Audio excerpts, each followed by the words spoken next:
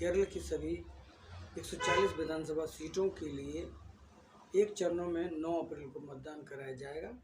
मतगणना 4 मई को होगी तथा उसी दिन परिणाम घोषित कर दिए जाएंगे। चुनाव आयोग के अनुसार राज्य के लिए चुनाव की अधिसूचना 16 मार्च को जारी होगी और इसी दिन से नामांकन पत्र दाखिल करने शुरू हो जाएंगे। नामांकन पत्र दाखिल करने की अंतिम तिथि 23 मार्च है, जिसके बाद 24 मार्च को नामांकन पत्रों की जांच की जाएगी। उम्मीदवार 26 मार्च तक अपना नाम वापस ले सकेंगे। कुल 140 सीटों में से 14 सीटें अनुसूचित जाति के लिए और 2 सीटें अनुसूचित जनजाति के लिए आरक्षित है। राज्य की मतदाता सूची के अनुसार केरल में कुल 2,71,6.59 पंजीकृत मतदाता है। इसमें सामान्य मतदाताओं की संख्या अलग अलग है। तो ये जानकारी है और इस जानकारी के खबरों के हवाले से ये जानकारी आ रही है।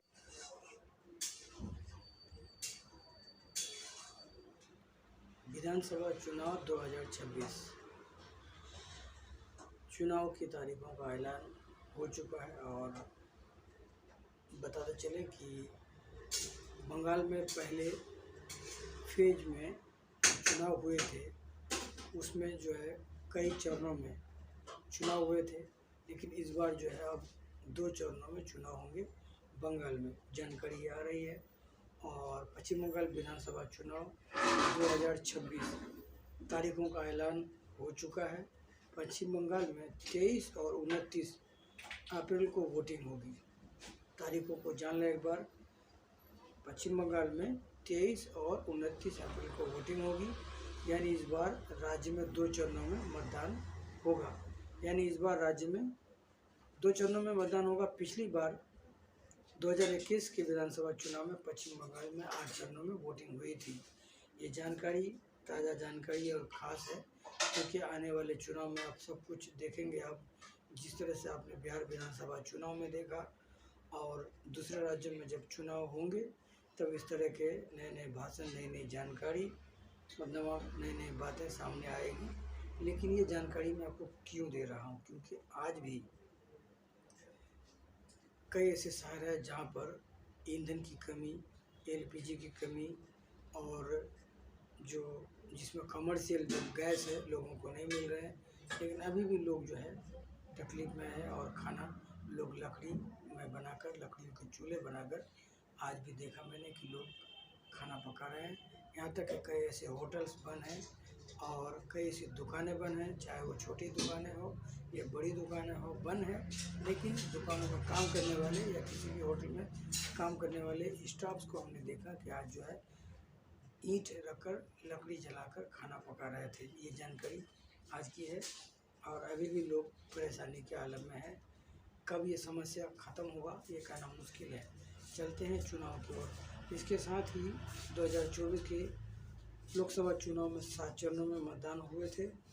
ऐसे में आखिर चुनाव आयोग ने बंगाल में केवल 2 चरणों में मतदान कराने का फैसला क्यों लिया, ये खास जानकारी है। पश्चिम बंगाल में विपक्षी दलों ने लगातार इसकी मांग हाल ही में की थी और विधानसभा चुनाव की तैयारी का जायजा चुनाव आयोग की टीम बंगाल गई थी। तो बीजेपी, सीपीआईएम और कांग्रेस के सभी विपक्षी दलों ने एक सुर में मांग की थी कि चुनाव एक या अधिकतम 2 से 3 चरणों में कराया जाए। विपक्ष का तर्क था कि कई चरणों के लंबे समय चुनाव से असामाजिक तत्वों को एक चुनावी क्षेत्र से दूसरे चुनावी क्षेत्र में जाकर गड़बड़ी करने और वोटर्स को डराने का मौका मिल जाता है। लेकिन इस बार अगर 2 चरणों में है तो मामला साफ है कि नहीं होगा। चुनाव की तारीखों के ऐलान से पहले चुनाव आयोग के एक सीनियर अधिकारी ने बताया कि पश्चिम बंगाल विधानसभा चुनाव 2 चरणों में होने की संभावना है।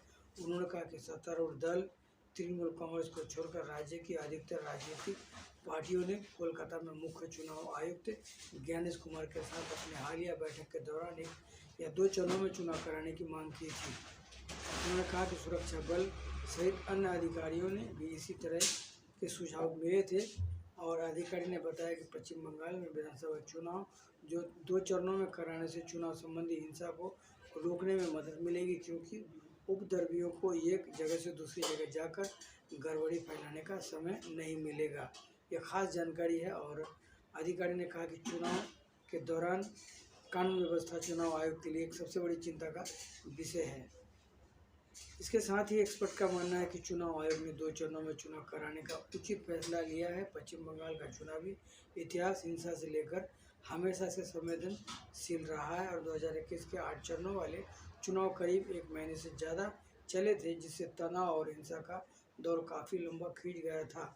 चुनाव को सिर्फ 2 चरणों में समेटने से हिंसा की गुंजाइश कम होगी और असामाजिक तत्वों को माहौल बिगाड़ने का लंबा वक्त नहीं मिलेगा।